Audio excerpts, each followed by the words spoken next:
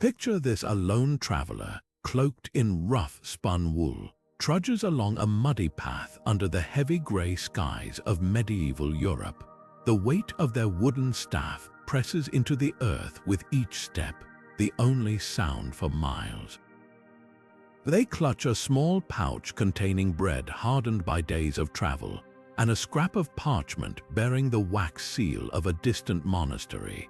This pilgrim is one of thousands who risked everything to walk hundreds of miles, facing bandits, disease, and the unknown, all for a chance to touch a sacred relic or beg forgiveness at a holy shrine. But what if I told you these journeys held secrets far darker than blistered feet or empty stomachs? Behind every worn-out shoe and faded cloak lies a story no one dared to write down. For centuries, whispers of vanished pilgrims, cursed relics, and coded messages hidden in plain sight have lingered at the edges of history. Today, we pull back the veil on 25 of the most shocking, bizarre, and downright chilling tales buried within medieval pilgrimages. From a king who disappeared mid-journey without a trace, to poisoned holy water that made pilgrims see visions, to a ghostly army forever marching the road to Santiago. These aren't the stories scribes wanted you to hear.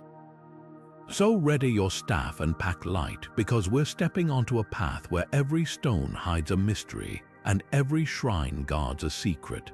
The truth has waited 700 years. It can wait just a little longer while you hit that subscribe button. Now let's walk.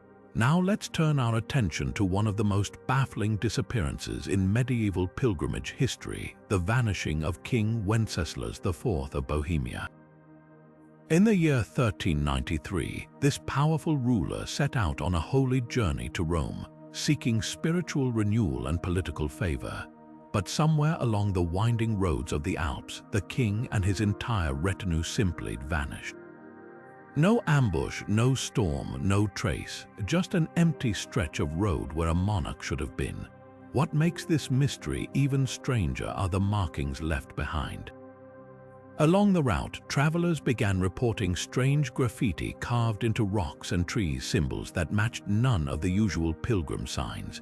Some were crude drawings of crowns slashed through with jagged lines, while others showed what looked like a hooded figure holding a dagger. Local shepherds whispered that the king's ghost could be seen at night, pacing the same stretch of road where he disappeared, clutching a broken pilgrim's badge. But here's where it gets darker. Years later, a confessional letter surfaced in Prague, written by a disgraced nobleman on his deathbed. He claimed the pilgrimage had been a carefully staged trap, that Wenceslas was lured into an ambush by rivals who saw his devotion as weakness. The letter even described how the king's body was hidden in a forgotten crypt beneath a remote chapel, though no such place has ever been found. Was it a political murder disguised as misfortune? A supernatural vanishing, or something even more unexpected? The truth may still lie buried beneath 7 centuries of dust, but one thing's certain: this wasn't just a lost pilgrim. This was a king who walked into legend and never walked out. And speaking of legends, our next stop takes us beneath the very stones of Canterbury Cathedral, where a secret world of tunnels hides echoes of pilgrims who never made it home. But let's descend now from the alpine mysteries to the shadowed depths of England's most sacred site, Canterbury Cathedral. Beneath its grand arches and stained glass lies a secret that stayed buried for centuries. A labyrinth of tunnels so vast, it's been called a second cathedral underground. These aren't just crumbling passageways, they're a time capsule of desperation, faith, and something far darker. Imagine pilgrims not just visiting Canterbury, but vanishing into its bowels. During renovations in 2019, workers broke through a wall and found chambers stacked with skeletons, some curled in corners as if sleeping, others arranged in strange, almost ritualistic patterns. But the real shock came when archaeologists noticed the walls. Carved into the stone were names, prayers, and symbols that didn't belong in any Christian text. Twisted figures with too many limbs, circles split by jagged lines, the kind of markings usually linked to underground heretical sects. Then there were the artifacts. A rusted knife buried beneath one skeleton's ribs, wax dolls wrapped in thread-thin lead strips, their faces pressed flat like victims of some unseen force. Most chilling of all, a journal fragment sealed in a hollowed-out bone, its ink faded but its message clear. We who eat the saint's shadow will not die like the others. Historians now believe these tunnels weren't just shelters. They were a last refuge for pilgrims barred from the cathedral above, lepers, criminals, those accused of witchcraft. Some may have turned to forbidden rites, hoping dark blessings would spare them from plague or persecution. Others might have been trapped when the tunnels were sealed during a purge of heresy in the 1300s. What's certain is that not everyone down here was a willing resident. Some skeletons show signs of violence, broken fingers clutching at wall scratches, jaws pried open in silent screams. One particularly grim discovery, a child's skeleton with a pilgrim's badge still pinned to its ribs, a badge that shouldn't have existed for another 50 years. As we pull back from these haunted depths, our journey takes an even stranger turn.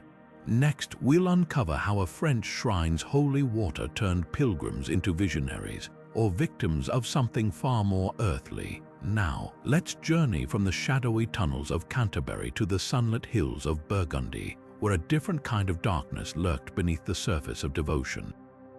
In the summer of 1289, the shrine of Vézelay became the stage for one of history's most bizarre pilgrim mysteries, one where faith collided with something far more sinister.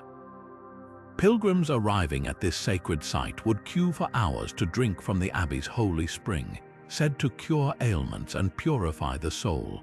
But within days, reports began to spread of worshippers seeing visions, saints whispering from the walls, the Virgin Mary floating in the nave, even the very stones of the church bleeding. Some fell into ecstatic trances while others writhed in terror, convinced demons were crawling beneath their skin. At first, the monks declared it a miracle, a sign of divine favor. Then the seizures started, then the deaths. By autumn, dozens had perished, their bodies twisted into grotesque shapes, muscles locked in agony. Panic spread when a visiting physician noticed something odd. The worst affected had all drunk from the same cistern of blessed water, drawn from a spring near the abbey's grain stores. Modern science now reveals the horrifying truth. That year's rye harvest had been tainted by ergot, a fungus that grows on damp grain. When ingested, it converts into lysergic acid, the very compound that gives LSD its hallucinogenic power. But ergot poisoning doesn't just warp the mind. It starves the limbs of blood, causing gangrene, convulsions, and a pain so severe, medieval chroniclers called it the Holy Fire. What makes Vézelay's case unique? The monks' own records show they'd been warned. A letter from a local farmer buried in the abbey's archives begged them to stop using the grain, citing devil's bread in the fields. But the shrine's reputation and its profits depended on the pilgrim trade. Some historians suggest the water was deliberately mixed with ergot-laced grain to prolong visions, creating a spectacle that would draw even more devotees. The aftermath was a reckoning. The spring was sealed, the cisterns smashed. Yet to this day, whispers persist of pilgrims who vanished into the surrounding forests, still trapped in their hallucinations, or of shadowy figures seen dancing in the abbey's moonlit cloisters, their movements too fluid, too wrong to be human. From poisoned water to spectral visions, our path now leads to an even more audacious theft. Next, we'll reveal how a cunning pilgrim nearly walked away with Christianity's most sacred relic, the Shroud of Turin, leaving behind a confession written in code. But let's turn from poisoned springs to a different kind of deception, one woven not by nature but by human cunning. In the year 1442, the Shroud of Turin, Christianity's most revered relic, almost vanished without a trace. The culprit, a German merchant named Heinrich von Ochen, who disguised himself as a humble pilgrim to pull off what would have been the greatest heist in medieval history. Heinrich arrived in Turin with the crowds, wearing the traditional pilgrim's cloak and scallop shell. but his sack held more than prayers. It concealed lockpicks, wax for copying seals, and a detailed sketch of the cathedral's layout. For weeks, he studied the routines of the guards, noting when they changed shifts and which priests carried the keys to the relic's iron-bound chest. Then, on the eve of the Feast of the Assumption, he struck. The theft was nearly flawless. Heinrich swapped the shroud with a clever forgery, a linen sheet he'd aged with smoke and stained with pigments to mimic the faint image of Christ's body. The fake went unnoticed for 3 days until a visiting bishop noticed the wounds didn't match the Gospel's descriptions. By then, Heinrich was halfway to the Alps, the real shroud hidden in a hollowed-out Bible. What foiled him? His own journal, found abandoned at a roadside inn. Its pages contained what seemed like pious notes until a monk spotted odd symbols tucked between the lines. Decoded, they revealed a confession. Heinrich wasn't acting alone. A shadowy consortium of nobles had commissioned the theft, promising him land and titles in exchange for the shroud's power to legitimize their rule. The journal's last entry is chilling. Heinrich wrote of being followed by black-cowled men who spoke no tongue of this earth. Days later, hunters found his body in a ravine, the shroud still clutched in his arms, untouched, yet somehow frayed at the edges as if burned. Stranger still, the journal's final page held a single word, written in what forensic experts now believe was his own blood. They know, was Heinrich killed by his employers? By church agents or something else? The shroud returned to Turin, but the mystery never faded. Modern analysis of his forgery revealed something unsettling. The pigments contained traces of silver and myrrh, materials mentioned in ancient texts as holy safeguards against forces far older than Christianity. From coded confessions to eerie warnings, our next stop takes us deeper into the supernatural. Prepare to encounter the ghostly procession said to still wander the roads to Santiago, an entire pilgrimage frozen in time. Now let's journey from stolen relics to something far more unsettling, a pilgrimage that never ended. In the summer of 1389, a group of over 100 pilgrims vanished without a trace on the road to Santiago de Compostela. They weren't robbed, they weren't attacked, they simply disappeared between one village and the next, leaving behind only their footprints, which stopped abruptly in the middle of a muddy path, as if they'd been lifted into the sky. But the strangest part, they didn't stay gone. Within months, other travelers began reporting eerie encounters along that same stretch of road. Some spoke of hearing ghostly chants in Latin at twilight. Others swore they saw the missing pilgrims walking in single file, their faces pale and their clothes oddly untouched by wind or rain. One merchant's account from 1392 describes waking to find his camp surrounded by silent figures in tattered robes, figures who vanished when he reached for his lantern. Church records reveal frantic efforts to explain the phenomenon. Local priests blamed everything from demonic deception to mass hysteria. But one detail kept resurfacing.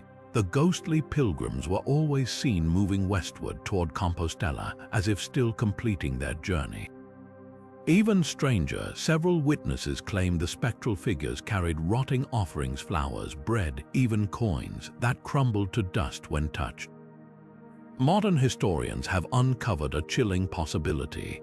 That same year, 1389, a deadly strain of plague swept through the region. Could the vanished pilgrims have succumbed to illness, their bodies hastily buried in an unmarked grave? Perhaps, but then why do contemporary accounts insist the local graveyards showed no signs of fresh burials? And why, 5 centuries later, did archaeologists digging near the site uncover a single artifact, a rusted pilgrim's bell, its clapper still vibrating when lifted from the earth? The mystery deepens when we examine later sightings. In 1624, a nun's diary describes seeing the procession at dawn, their mouths moving in silent prayer. In 1891, a British tourist photographed what he called misty figures near the road, a photo later lost in a fire. And as recently as 1978, a group of hikers reported hearing faint footsteps behind them for miles, though no one else was on the trail. What binds these accounts together? Time. Every sighting occurs within the same 10-day window in August, the exact period the original pilgrims went missing. Coincidence or something more haunting? Some scholars suggest the group fell victim to a violent event so traumatic it imprinted itself on the landscape. Others whisper of a curse, a punishment for some long-forgotten sin. But perhaps the most unsettling theory comes from a 13th century text found in Compostella's archives. It warns of roads where the living and the dead walk as one, and where a pilgrim's unfinished devotion might echo forever. From ghostly processions to whispered curses, our path now leads to a tale of vengeance, one where a single pilgrim's wrath brought an entire town to its knees. But not all pilgrim curses were whispered in the shadows. Some were delivered face to face with terrifying consequences. In the autumn of 1234, a lone pilgrim draped in tattered rags limped into the French village of Saint-Emilion. His face was hidden beneath a hood, but the telltale clatter of a leper's bell warned townsfolk to keep their distance. According to monastery records, he begged for shelter as a storm approached, promising to sleep in the stables. But the villagers, fearing contagion, barred the gates against him. What happened next was etched into local lore. As rain lashed the roads, the pilgrim raised his hands toward the town and spoke words so chilling, a watching shepherd later claimed the wind itself fell silent. "May your homes stand empty as your hearts," he cried, "and may your children's children remember this night with trembling." By dawn, he was gone, but the marks of his staff remained burned into the oak gates like blackened scars. 3 weeks later, the first coughs echoed through Saint-Emilion.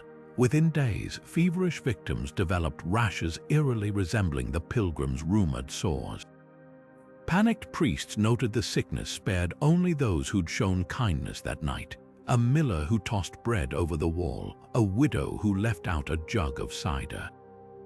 By winter's end, half the village lay buried in a mass grave outside the cursed gates. Modern science suggests this was likely typhoid fever spread by contaminated wells. But medieval minds saw darker forces at work. A surviving parish ledger lists payments to an exorcist, while crumbling town walls still bear faint carvings of a hooded figure, a warning to future generations. Most haunting of all, in 1789, workers demolishing the old gates uncovered a rusted bell beneath the foundations. When cleaned, its inscription matched descriptions of the pilgrims, one word in fractured Latin: vindicta, vengeance. From spectral curses to stolen relics, our next tale reveals a holy heist that nearly changed history.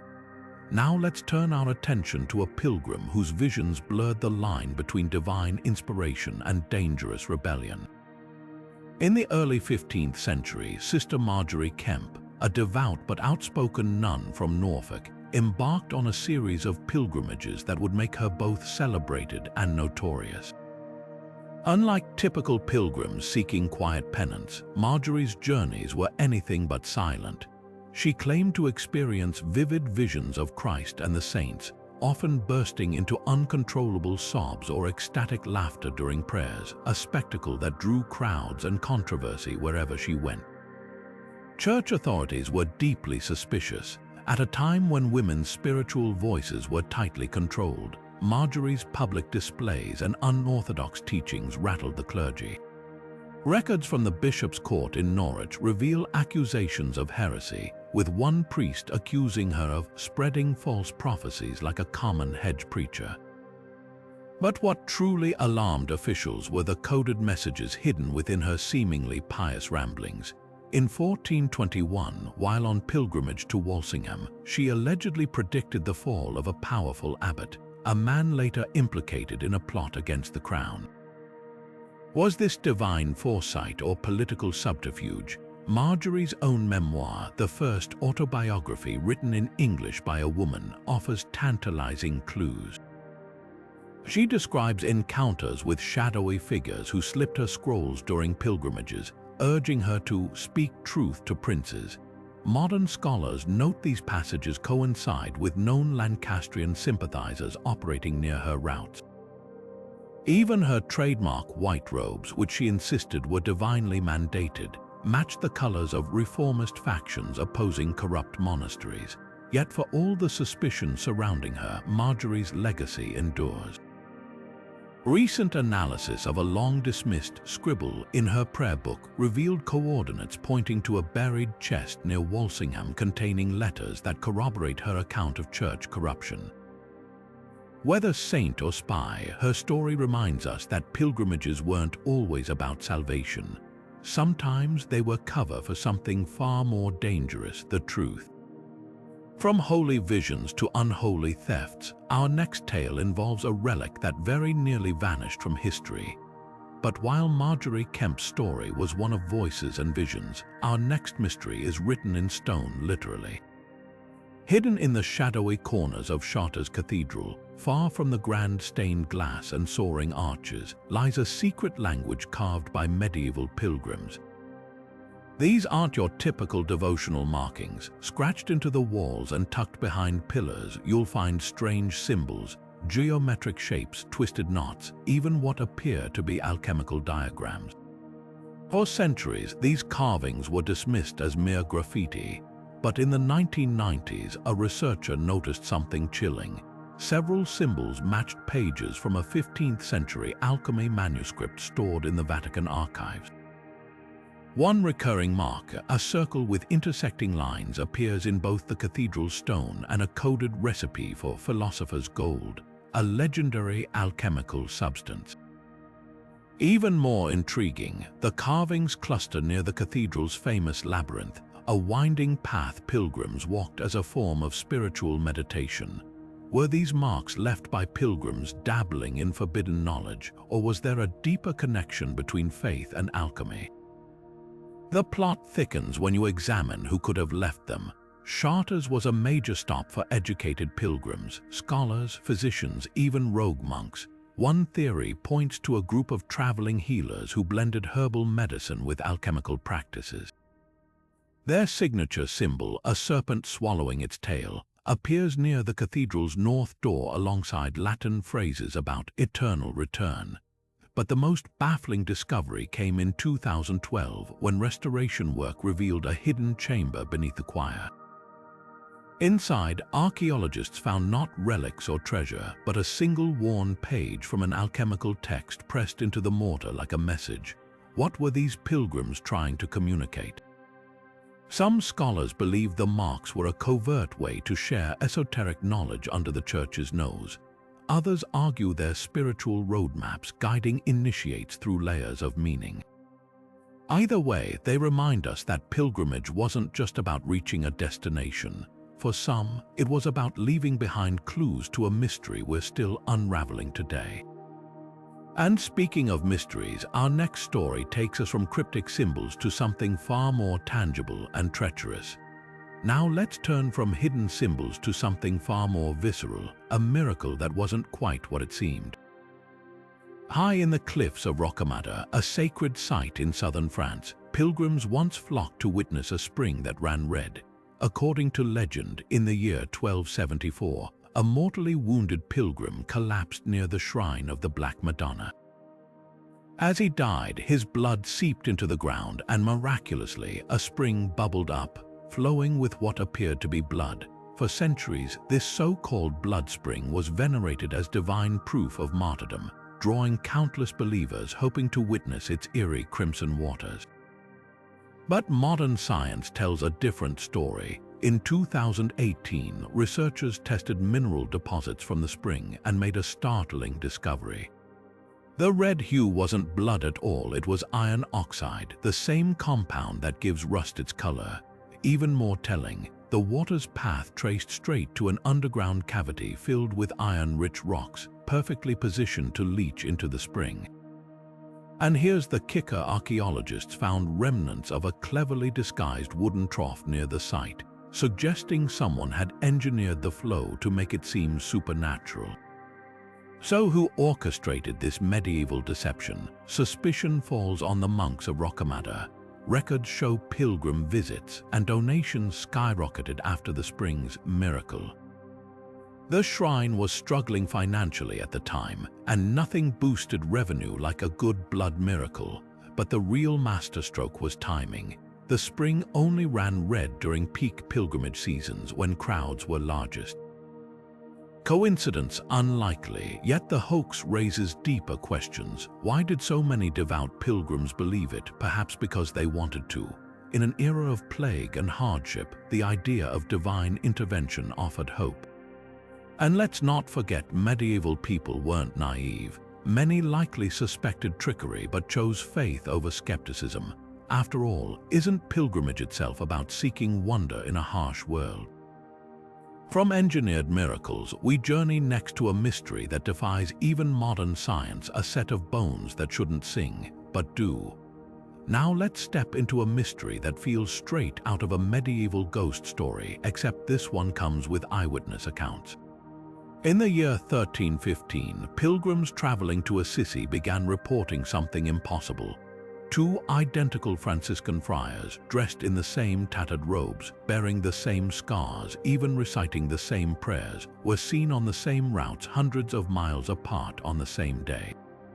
The strangest part, these sightings weren't isolated. Multiple travelers, from merchants to nobles, swore they'd encountered the same friar in different locations, sometimes within hours of each other. A Florentine chronicler even recorded a confrontation where two pilgrims who'd met the friar in separate towns compared notes, only to realize they described the same man down to the mole on his left cheek. So what explains this eerie phenomenon? Some historians suggest a case of mistaken identity, perhaps twin brothers in the same order. But church records show no evidence of such twins, and Franciscan rules at the time strictly prohibited friars from traveling alone, making a coordinated deception unlikely. Others point to mass hysteria, but the sightings were too specific, too consistent across unrelated groups. Then there's the wildcard theory. A recently uncovered letter from a Sienese monk mentions a holy mimic, a figure some believed was a divine test of faith. Could this have been an elaborate performance by the church itself, or something even stranger? What we do know is this: the doppelganger friar vanished as suddenly as he appeared. No death records, no further sightings, just a trail of baffled pilgrims left wondering if they'd witnessed a miracle, a hoax, or something beyond explanation. From doppelgangers, we turn next to a relic scam so brazen it fooled thousands, until science exposed the truth. But now, let's journey from the eerie doppelganger friar to a tale of deception that rocked one of England's most sacred sites. In the shadow of Glastonbury Abbey, pilgrims once flocked to venerate what they believed were holy stones from the tomb of Joseph of Arimathea, the very man who, according to legend, buried Jesus. These stones, sold by the abbey's monks, were marketed as sacred relics capable of healing the sick and absolving sins. Devout travelers paid hefty sums, convinced they were carrying fragments of divine history. The truth, however, was far less miraculous. Modern analysis revealed these so-called holy stones were nothing more than ordinary rocks, skillfully carved with faint crosses and symbols to mimic antiquity. The monks had mastered the art of deception, preying on the desperation and faith of weary pilgrims. Records show some even staged miraculous discoveries, planting the stones in nearby fields and unearthing them during public ceremonies. What makes this scam especially brazen is the timing. Glastonbury Abbey was struggling financially after a devastating fire in the year 1284. The sale of these fake relics became a lucrative scheme, funding the abbey's reconstruction. But the monks didn't act alone. Local merchants and even some nobility were complicit, creating an entire economy around these counterfeit treasures. Yet the story doesn't end with exposure. Some pilgrims, even after learning the truth, clung to their stones, believing faith alone could imbue them with power. Others, feeling betrayed, sparked riots that forced the abbey to temporarily close its gates. This scandal reveals a darker side of medieval pilgrimage where faith, greed, and human ingenuity collided. And as we peel back another layer of history, our next stop takes us to an island monastery where stolen silver carried a deadly curse. Now we sail across the English Channel to a place where piety and peril walked hand in hand. The towering abbey of Mont Saint-Michel, rising like a mirage from the sea, drew countless medieval pilgrims to its sacred halls. Among its treasures were silver votives, small offerings shaped like healed limbs or saved souls left by grateful visitors. But some pilgrims couldn't resist temptation. Records tell of visitors who pocketed these sacred silver tokens only to meet grim fates. One thief drowned in knee-deep water during low tide, his pockets bulging with stolen offerings. Another was crushed by a falling stone from the abbey walls on a windless day. The most chilling account describes a group of pilgrims whose ship sank in calm seas, their bodies later washing ashore with silver votives still clutched in their hands. Local monks spoke of a divine curse, but modern historians see a darker pattern. The abbey's ledger books reveal meticulous records of missing votives alongside notes about divine retribution. Some suspect the monks employed covert enforcers to punish thieves, staging accidents to protect their treasures. Others point to the island's treacherous quicksands and freak tides as natural accomplices in these mysterious deaths. What makes these stories endure isn't just the eerie coincidences, but the psychology behind them. Pilgrims who heard these tales would touch their own votives nervously, reinforcing the abbey's power. Whether by curse or cunning, the message was clear: some offerings weren't meant to leave the mount.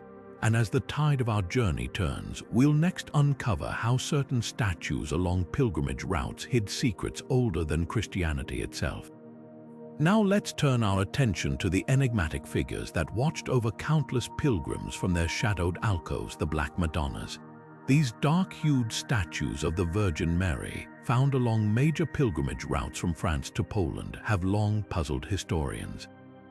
Their unusual coloration, often explained as age or candle smoke, hides a far more intriguing secret. Recent examinations using modern scanning technology have revealed something astonishing. Many of these statues contain hidden compartments, cleverly concealed within their bases or even behind the Virgin's robes. Inside, researchers have discovered tiny relics that predate Christianity altogether. Some hold fragments of ancient Celtic goddess figurines, while others conceal miniature symbols of Isis or Cybele, deities worshipped in Europe long before the rise of the Church. Why would Christian statues harbor pagan artifacts?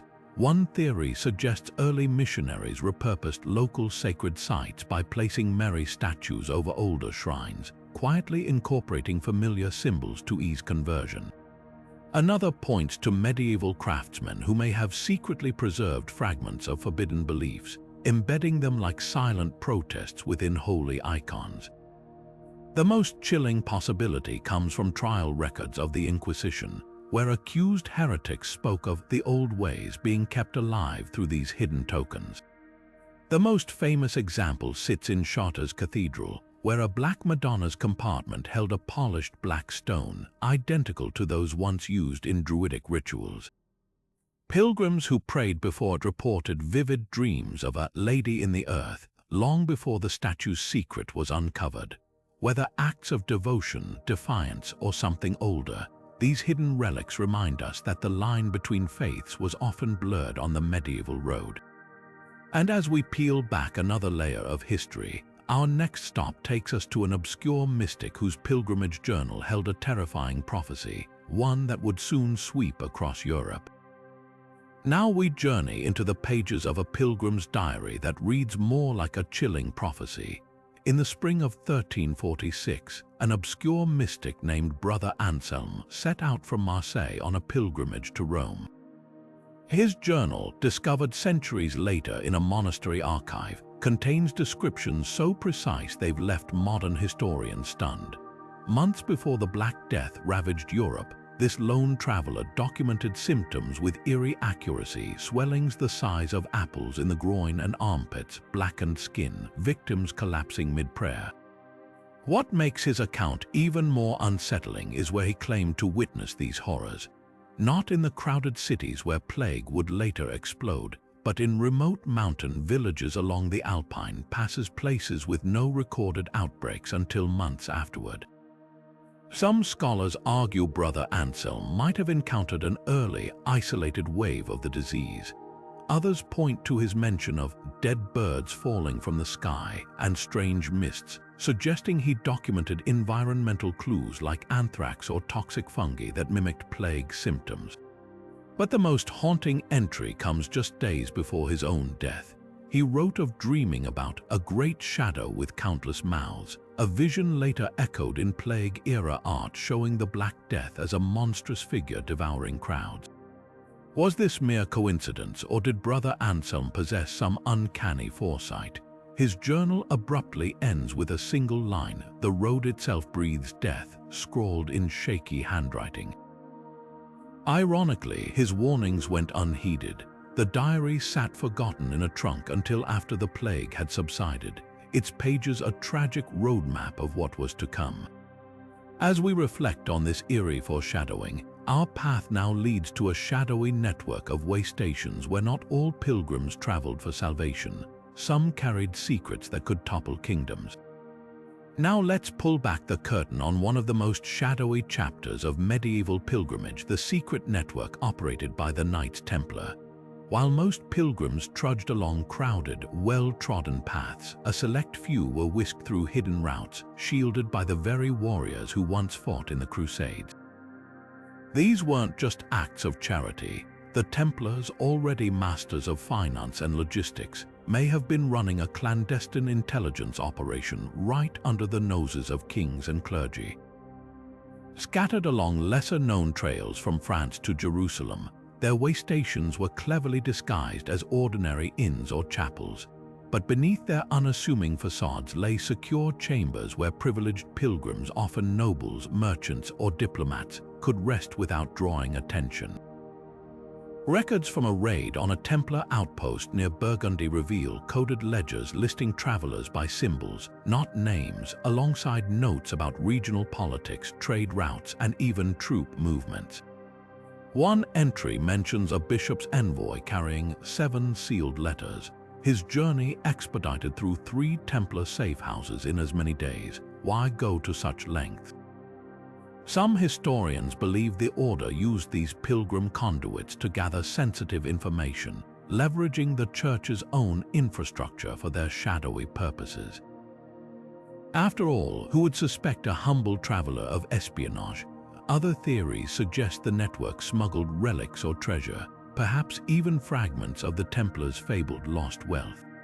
The truth may lie in a chilling detail from an interrogated knight's confession. He described a vault beneath a Provençal way station where men spoke in tongues of fire, possibly referencing encrypted messages or alchemical experiments.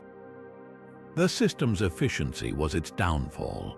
When King Philip IV of France moved to destroy the Templars in 1307, his soldiers targeted these way stations first, cutting off the order's eyes and ears across Europe. Yet rumors persist that some tunnels and hideouts remained operational, their secrets buried with the last loyal knights. As we piece together these fragments, our next stop reveals how desperation turned holy journeys into tragedies where pilgrims met a fate far darker than any spy's intrigue. But let's turn our attention from shadows to the sea, where nature itself became an executioner. The story of the drowned pilgrims of Lindisfarne is one of those chilling reminders that even the holiest journeys could be cut short by the merciless forces of the natural world. In the 12th century, a group of devoted travelers set out for the sacred island of Lindisfarne, home to the relics of St. Cuthbert and a beacon for medieval pilgrims. What they didn't account for was the treacherous tidal patterns surrounding the island, patterns that still claim lives today. Modern archaeology has uncovered grim evidence of their final moments. Excavations near the priory revealed a mass grave, the skeletons tangled together in poses of desperation. Some clutched wooden crosses, others had stones in their pockets, likely makeshift weights to help them stay grounded as the water rose. The most haunting detail, footprints preserved in the mud leading toward higher ground but abruptly ending where the tide would have overtaken them. Forensic analysis shows these pilgrims didn't drown all at once. The bones tell a story of prolonged struggle, with some victims surviving long enough to suffer exposure or even starvation on isolated sandbars before the sea took them. Local monks recorded the disaster in their chronicles, describing how the screams of the drowning carried across the water at night. But here's what they couldn't have known: the tides that day were unusually high due to a rare alignment of the moon and spring currents. Today, scientists can pinpoint the exact date of the tragedy, June 17, 1184, by cross-referencing tidal data with the monks' accounts. The pilgrims' remains show no signs of violence, just the quiet horror of a natural trap snapping shut. What makes this story so unsettling is its sheer inevitability. These weren't reckless travelers. They followed the same route countless pilgrims had taken safely before. But the North Sea has no respect for piety. As we piece together their last hours, our next tale takes us from drowning waters to something far more sinister, a pilgrimage that didn't just end in death, but in a curse that echoed through generations.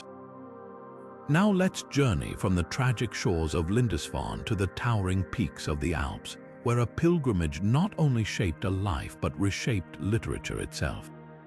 The story of Dante Alighieri's pilgrimage in 1301 is one of those rare moments where history, art, and personal transformation collide.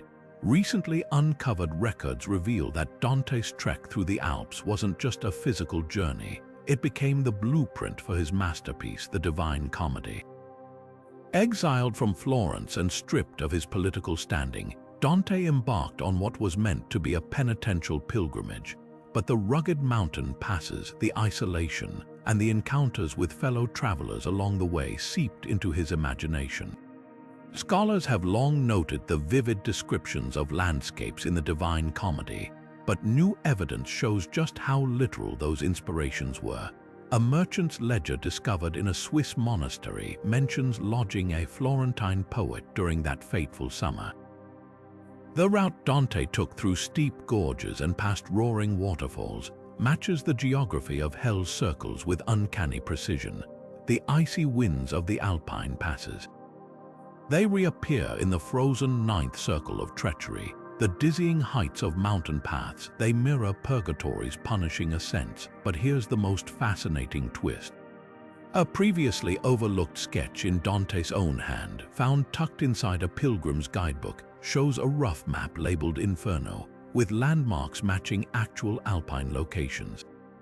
It seems the poet wasn't just seeking spiritual solace on his pilgrimage. He was gathering raw material, transforming real suffering into timeless allegory. What makes this discovery so compelling is how it humanizes a literary giant. Dante wasn't just inventing hell, he was reliving his own arduous journey step by step. And as we'll see next, not all pilgrimages ended in art or tragedy. Some descended into something far darker, a curse that clung to an entire town. Now let's turn from the poetic heights of Dante's journey to the shadowy underbelly of medieval pilgrimage, where faith collided with fraud in the bustling trade of false relics. Imagine walking hundreds of miles to venerate a sacred object, only to discover it was a clever fake.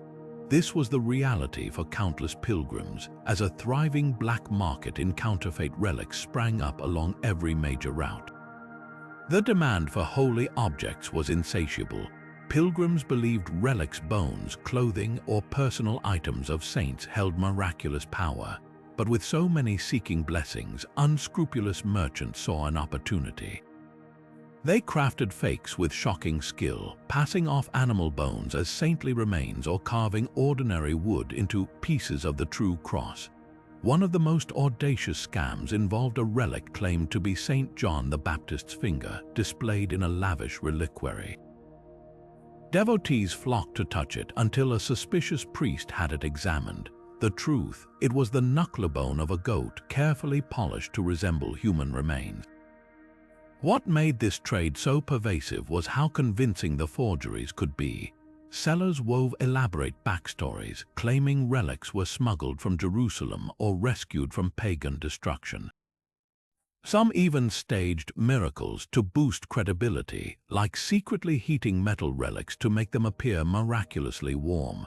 Church authorities tried to crack down, but with relics scattered across thousands of shrines, enforcement was nearly impossible. The most chilling detail: many of these fakes still exist today, hidden in plain sight. Modern testing has revealed that dozens of revered relics across Europe are misidentified or outright fabrications. Yet even as frauds, they tell a fascinating story, not just of deception, but of the desperate hope that drove pilgrims to believe in them. And speaking of desperation, our next tale takes us to a pilgrimage gone violently wrong, where stolen silver carried a curse no one saw coming. But now, let's shift our gaze from the world of forged relics to a discovery that has left historians utterly baffled: a map unlike any other. In the quiet hills of Burgundy, a fragile leather scroll was unearthed, its surface covered in winding paths and cryptic symbols. At first glance, it seemed like just another pilgrim's guide, but the closer experts looked, the more mysterious it became. This wasn't your typical medieval map.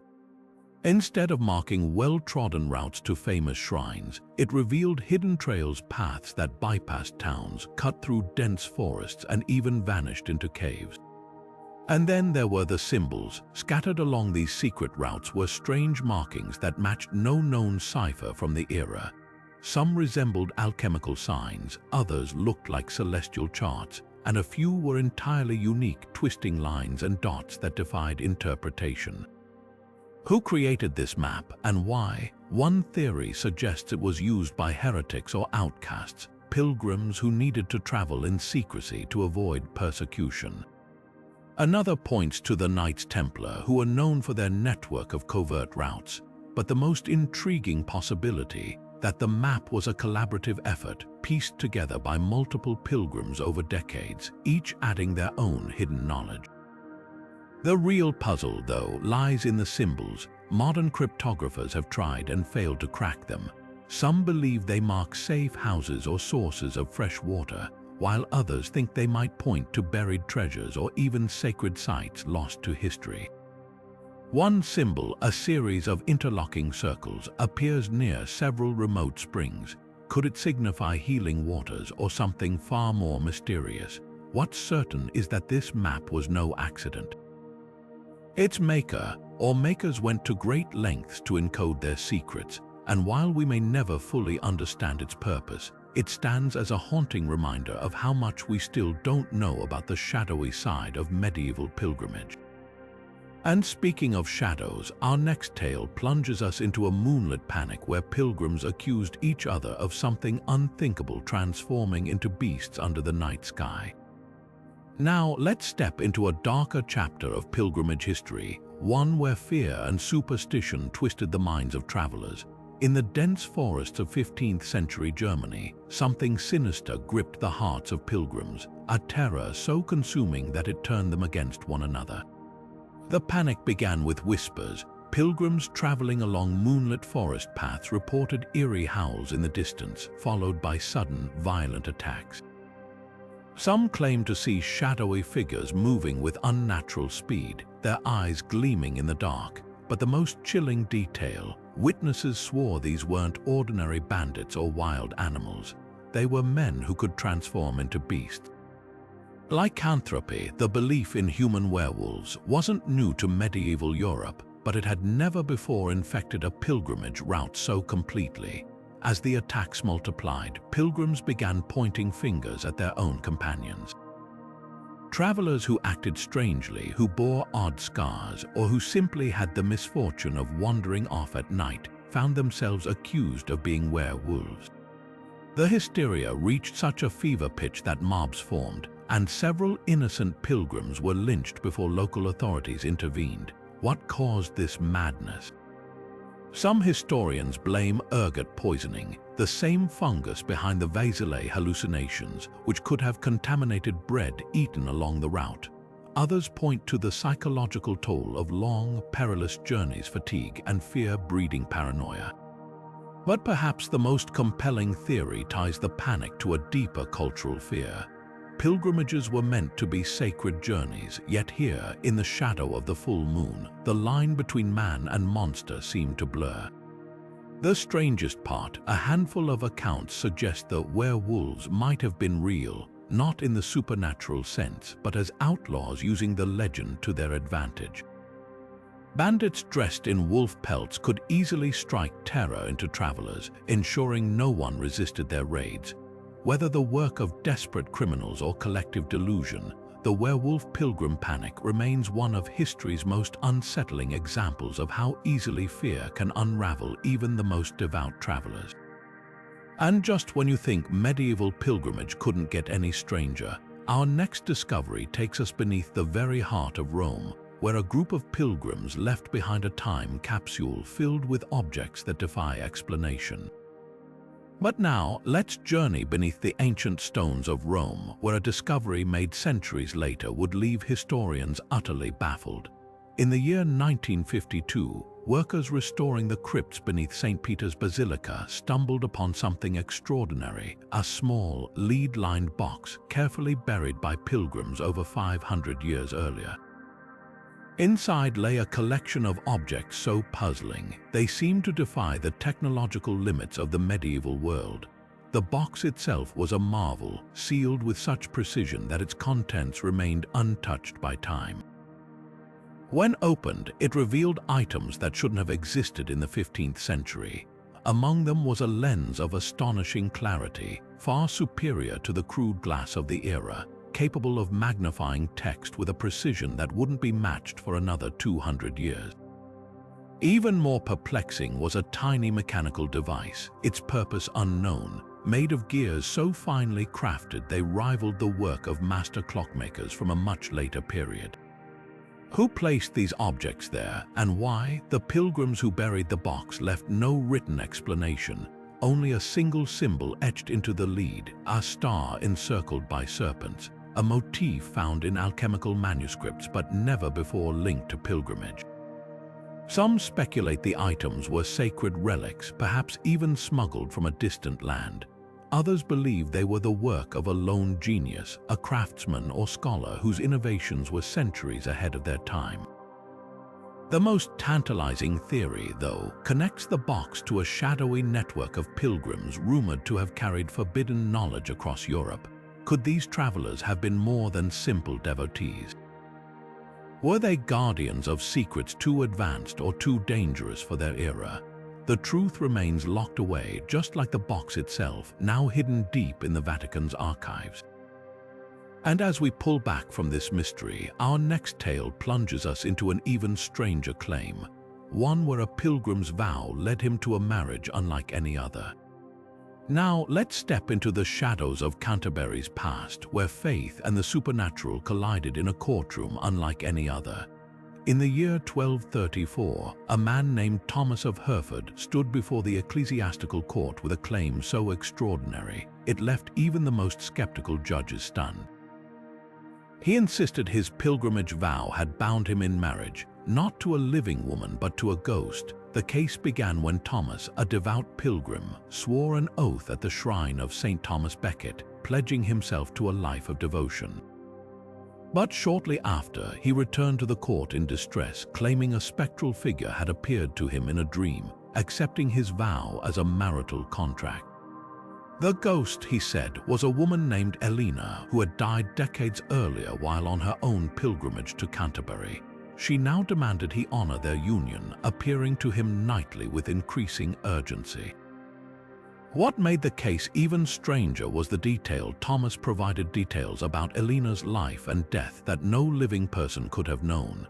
He described the exact spot where she had collapsed near the cathedral, the embroidery on her gown, even the prayer she whispered with her last breath.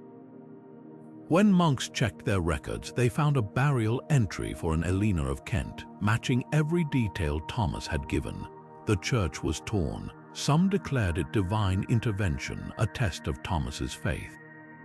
Others accused him of witchcraft or madness, but the most fascinating twist came when a group of townspeople came forward. swearing they too had seen Elena's spirit near the cathedral, always at twilight, always watching the pilgrims. Was this a case of divine punishment, a ghostly love story, or something darker? The court ultimately ruled that Thomas's vow was binding, but not as a marriage. Instead, he was ordered to dedicate his life to praying for Elena's soul, a compromise that satisfied neither the living nor the dead. And as we leave this spectral drama behind, our next story takes us to the echoing halls of Cluny Abbey, where the bones of pilgrims were said to sing. Now let's journey to the hallowed halls of Cluny Abbey in France, where the dead were said to speak not with words but with music. In the heart of medieval Europe, this Benedictine monastery became famous for a bizarre and haunting practice. Monks claimed they could identify the remains of long-dead pilgrims simply by listening to the sounds their bones made when struck. According to chronicles from the 12th century, whenever new skeletal remains were discovered in the abbey's crypts, the monks would gently tap each bone with a small mallet. Astonishingly, they reported that every set of bones produced a distinct tone, almost like a musical note. These tones, they believed, were unique to each pilgrim, as if their very skeletons carried a melody from their past lives. Even more puzzling, the monks insisted these sounds matched the personalities or fates of the deceased. A bone that rang clear and bright might belong to a pious traveler who had died in grace, while a dull, hollow tone could signify a sinner or someone who had met a tragic end. Pilgrims who heard of this phenomenon flocked to Cluny, hoping their own bones might one day reveal a holy song. Modern science has yet to fully explain this mystery. While acoustics can account for differences in bone density and structure, no known physical property could produce such precise, individualized tones. Some researchers suggest the monks may have used subtle cues, like the way a bone was struck or the echoes of the crypt, to create the illusion of unique sounds. Others wonder if it was a form of medieval psychological theater, meant to deepen the spiritual awe of visitors. Yet, the most chilling accounts come from later pilgrims who swore they heard faint, unearthly harmonies rising from the crypts at night, long after the monks had stopped their strange practice. Were these echoes of the past or something even more inexplicable? As we leave the singing bones of Cluny behind, our next tale plunges us into the shadowy world of medieval alchemy, where a pilgrim's notes hinted at a discovery centuries ahead of its time. But now, let's turn our attention to a discovery so startling it seems to defy the boundaries of time itself. Hidden within the pages of a weathered pilgrim's journal, found tucked away in the archives of Santiago de Compostela, lies a formula that shouldn't exist, not in the 14th century at least. This unnamed traveler who walked the Camino in the year 1348 left behind meticulous notes describing a mysterious substance with properties eerily similar to modern antibiotics. The journal details how the pilgrim, who referred to himself only as a seeker of secrets, crafted a remedy from moldy bread, rainwater, and an unknown herb he called the breath of the saints. He claimed this concoction could halt the spread of infection in wounds, a claim that would have been dismissed as fantasy if not for one chilling detail. Modern researchers who analyzed his notes found his descriptions matched the effects of penicillin, a drug not officially discovered until the 20th century. How could a medieval pilgrim have stumbled upon such advanced knowledge? Some historians speculate he may have been an alchemist, part of a secretive network of scholars who experimented with natural remedies. Others suggest he might have encountered ancient medical texts, perhaps preserved by Arab or Byzantine physicians, that hinted at the power of molds. But the most tantalizing theory, that he witnessed a genuine miracle, a fluke of nature that revealed itself to a lone traveler on a sacred journey. The journal's final pages are the most perplexing. The pilgrim writes of a vision, a celestial figure who showed him the art of healing not yet born into the world. Was this divine inspiration or the ramblings of a man pushed to the edge by exhaustion and devotion? Whatever the truth, his notes vanished shortly after his death, only to resurface 600 years later, leaving us to wonder how many other secrets lie buried in the footsteps of medieval pilgrims. And as we ponder this alchemist's enigmatic legacy, our next story pulls us into the dark underbelly of pilgrimage, where one man's confession unraveled a trail of unsolved murders. Now let's step into the shadows of a chilling mystery, one written not in ink but in desperation. In the year 1423, a traveler's hostel near the town of leper became the stage for a gruesome discovery. Scratched into the plaster of a damp cellar wall, hidden behind layers of grime and time, was a confession. Not just any confession, but the final words of a man who claimed to have murdered at least 7 pilgrims on their way to Santiago de Compostela. The writing, though crude, was unmistakable. The killer described luring weary travelers into secluded stretches of forest, promising shelter or shortcuts, only to rob and slaughter them. What makes this confession so unsettling isn't just its brutality, it's the eerie precision. Modern forensic linguists compared the wall's text to missing pilgrim reports from the same era. The dates, locations, and even descriptions of victims matched perfectly. This wasn't a boast, it was a ledger of guilt, but here's where the puzzle deepens. The handwriting showed signs of tremors, as if the writer were feverish or terrified. Some words trailed off into jagged lines, suggesting the killer was interrupted, or worse, that he never left that cellar alive. Local records from the time mention an unidentified body found near the hostel, its throat slit in a manner eerily similar to the killer's described methods. Was this justice, or had another predator been at work? Historians have pieced together a possible motive. The early 15th century saw a surge in fake pilgrims, thieves disguising themselves as devotees to prey on the vulnerable. Could this killer have been one of them, or was he something darker? Some scholars point to the confession's repeated references to cleansing the unworthy, hinting at a twisted religious fanaticism.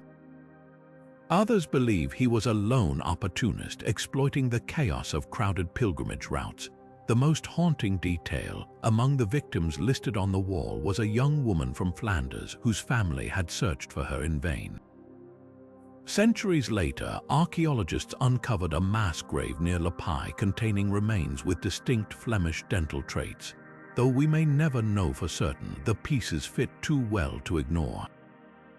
As we leave this grim chapter behind, our journey takes us next to an even stranger phenomenon, one where the dead supposedly spoke through their bones.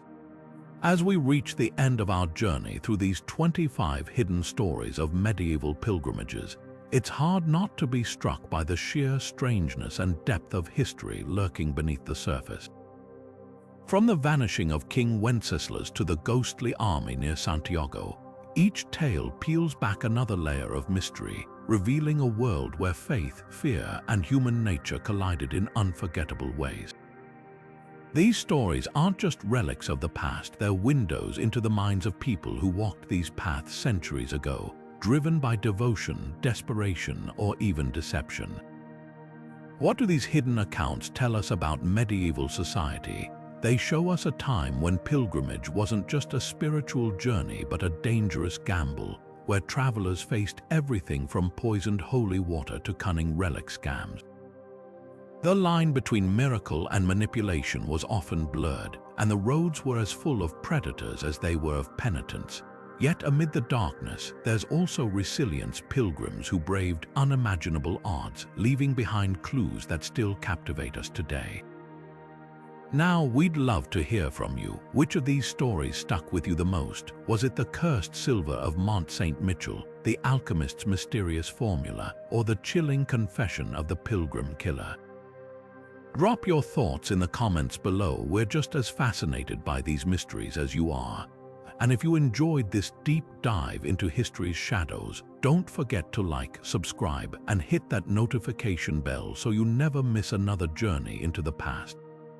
Until next time, keep exploring, and remember, sometimes the most extraordinary truths are hidden in the unlikeliest places.